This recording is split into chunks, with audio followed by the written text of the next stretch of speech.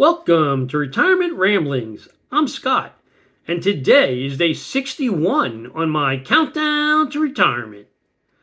So today, when I woke up, I started perusing on LinkedIn, and I saw a post by Gary Vaynerchuk that was promoting the trades, specifically electricians, as as the economy moves more towards AI and the need for electrification, whether that's going to be, straight up data centers, people building out larger AI infrastructures in their corporate offices, or the electrification, of vehicles.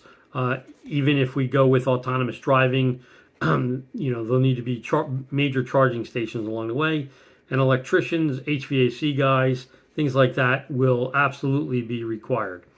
And Gary Vee is somebody that I introduced my son to more than a decade ago. I love the guy's content, and if you can get past the language he uses, then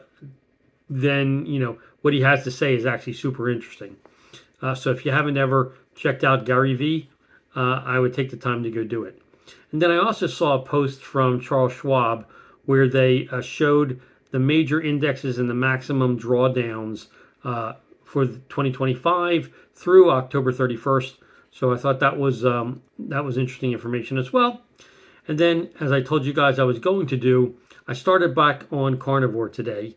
So did my initial weigh-in, took all my starting body measurements, my blood glucose, all that stuff, and basically I'll report where I am on Sundays, not tomorrow, but once I get at least a week in, I'll just give you a weekly update as to how things are going, in case you care.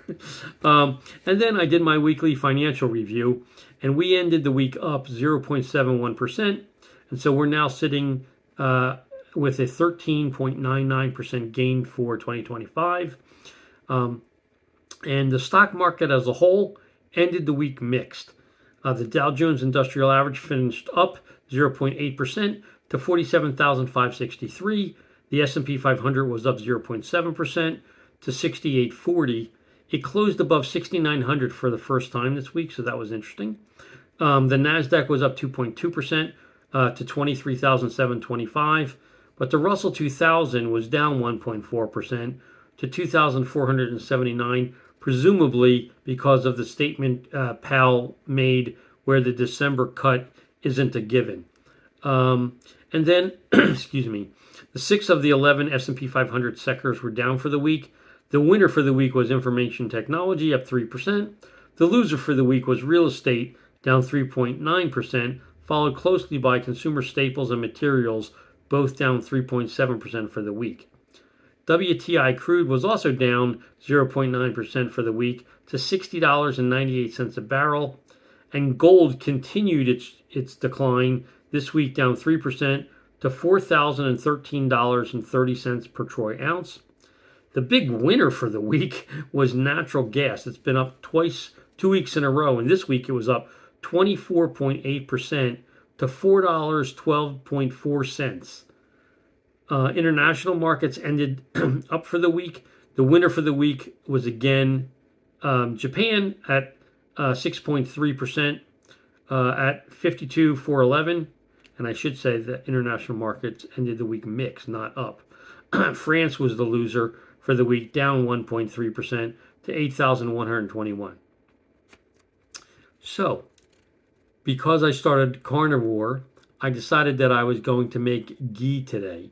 And so I had gone and bought Kirkland grass-fed butter. I also used Kerrygold, but in this case, I decided I was going to make the ghee out of the Kirkland, which is 95% grass-fed and has a little bit less water in it, so it cooks up a little bit quicker. Anyway, for those of you who buy ghee, it's super simple to make at home. If you have a couple of tools in your kitchen, you're going to need a pot. You're going to need a glass storage container because you can't pour the hot oil into plastic. That would be a no-no. You need a small strainer. You need a spatula. You would need some cheesecloth. I bought a package on Amazon like years ago, before the pandemic. Then I still haven't used up more than a couple of small pieces out of the package. And I just wash what I do use after each use, and I just don't put it in a dryer. I let it air dry so it doesn't get any of the fabric softener chemicals and stuff on it. It simply gets the the detergent to wash out, the whatever I strain through it. And the whole process to make ghee from start to finish takes like 15 minutes. So it's not time consuming. It's pretty straightforward. And so, you know, basically what you do is you end up melting butter in the pot, and on medium low, and you're going to start hearing popping sounds. And that popping is basically the water boiling off and then browning or cooking out the casein, which is the proteins, and they start to float to the top. Some will settle to the bottom and brown. So when the popping stops, basically you're done, and then you can, strain it through the cheesecloth and strainer into your glass container, and then let it cool. I cook mine a little bit past the popping because I personally enjoy the taste of brown butter, and so I get it to go as if I was going to make brown butter bites. So I get it more towards starting to brown than to keep it as a clear golden oil color. But you got to be really careful if you're going to go do that, because you got to watch it super carefully, because as soon as the brown starts to get to like medium brown, you got to take it off and strain it right away, because otherwise it's going to burn, and then you're going to have to throw out the whole pot, because once it gets to that burnt flavor, the ghee tastes horrible. So, and I've talked from experience, I let it go too long once or twice. Wasn't a good experience at all. But if you take it off right when the popping stops, which is basically when the water's boiled off, and you strain it out, you'll get basically a bright colored yellow liquid that will then cool, and solidify. I always do it in the fridge. Once it's solidified, then I take it back out, and it's shelf stable at room temperature once it's been solidified, and it lasts pretty much, forever after that, because you've already taken out all the casein / protein that could go bad. So really afterwards, all you're left with is 100% fat, and so it basically doesn't go bad. And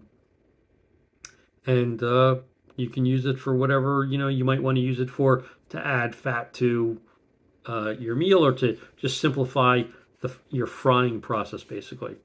And then my wife did our monthly, since it's November 1st, she did our October net worth and our October expenses.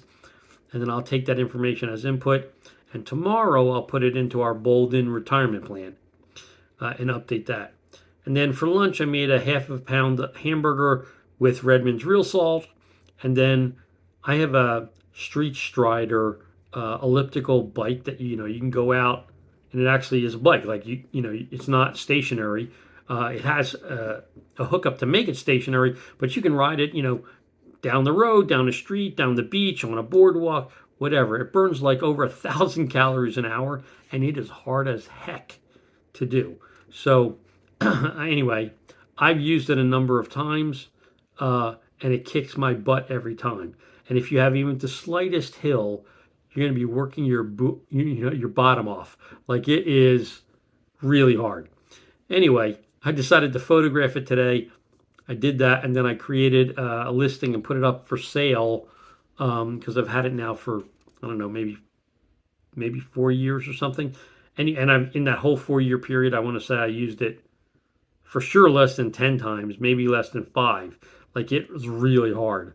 And one time I had to walk it back because I thought I was going to have a heart attack. I was working so hard at it.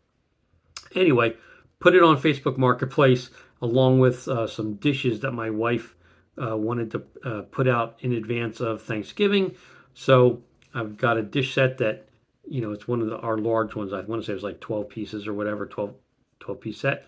Anyway, it's a multicolored set that's a Plotzgraph, I think, stoneware that I really like, but it's apparently gotten too heavy for her.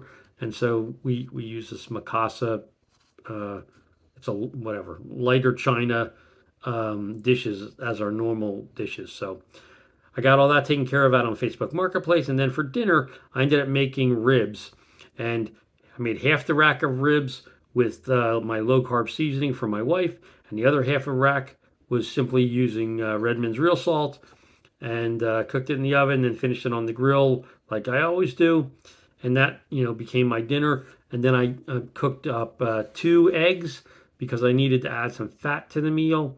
And then I finished it up for my dessert was a 1 ounce slice of the Manchego cheese that I got from Costco, and 1 ounce of that cheese, which is a sheep's cheese, is 11 grams of fat. So again, I wanted to get some extra fat into my meal, and so that's what I ended up doing.